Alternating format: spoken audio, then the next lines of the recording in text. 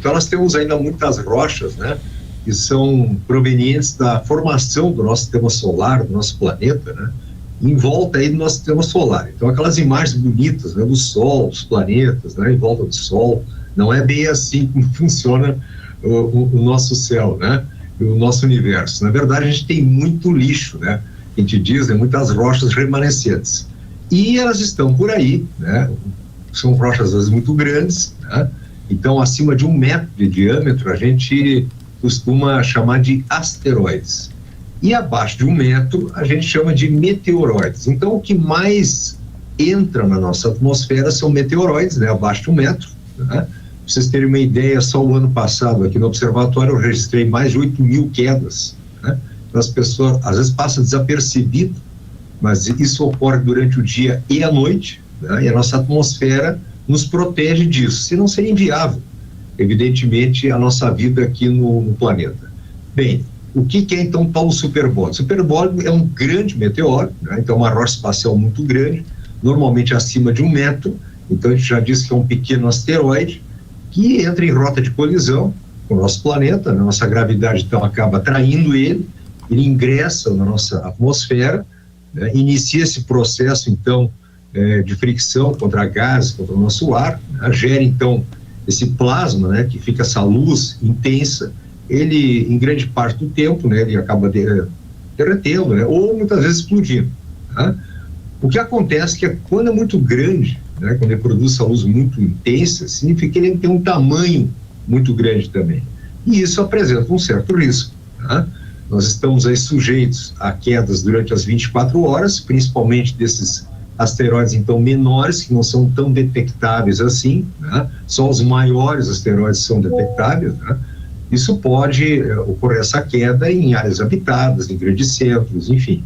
Não existe, durante as 24 horas, uma possibilidade ainda de qualquer tipo de previsão de quando e onde vai haver essa queda.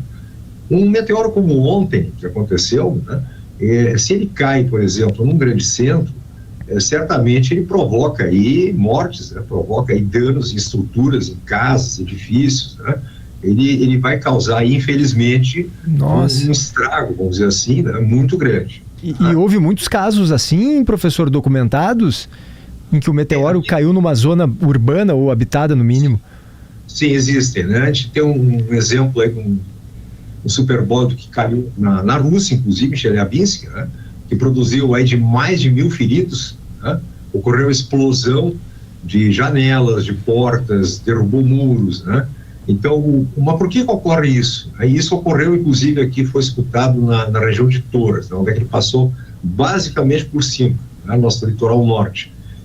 Porque ele rompe a barreira do som, então ele dá um sonic boom, que a gente chama, né? Que é a gente ouve o som da explosão, né?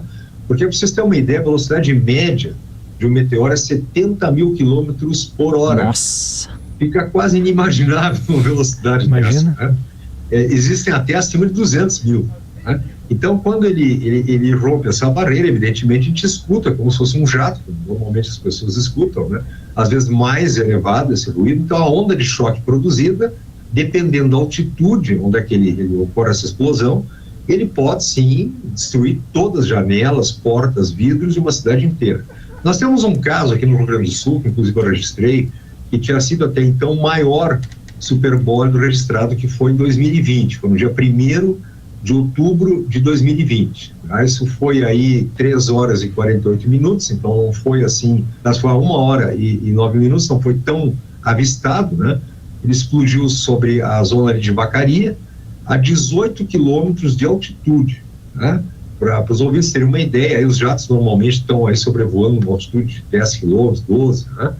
Foi bem mais alto. Se ele explode a 10 quilômetros, ele com certeza explodiria todos os vidros da cidade de Vacaria, aquela zona toda ali, tá? Então realmente assim... E o de ontem explodiu a que altitude mais ou menos? A gente ainda está analisando esses dados, né? Porque quando ocorrem essas quedas, né, normalmente satura um pouco, inclusive todas as imagens que a gente tem, né? A gente tem que fazer essas análises com muito cuidado.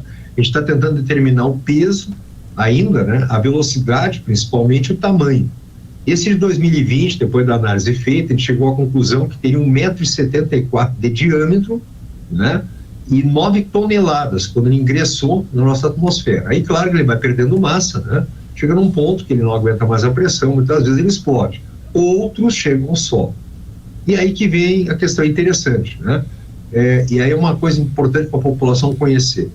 Tá? Quando essa rocha espacial está lá no céu, né? A gente chama de asteroide acima de 1 metro e meteoroide abaixo de 1 metro. Quando ela ingressa na atmosfera, ela recebe o nome de meteoro. E quando, por acaso, sobrar algum fragmento e chegar ao solo, a gente vai chamar isso de meteorito. Então, a gente está calculando que essa queda de ontem, ela produziu, sim, fragmentos que podem ter chegado ao solo, né? E aí vem uma questão muito interessante. Quando ocorre essa possibilidade, para vocês terem uma ideia como funciona isso, vem pessoas de várias partes do mundo, né? Americanos principalmente, para tentar fazer essa busca, né? Por causa do valor os valores desses detritos, né? O meteorito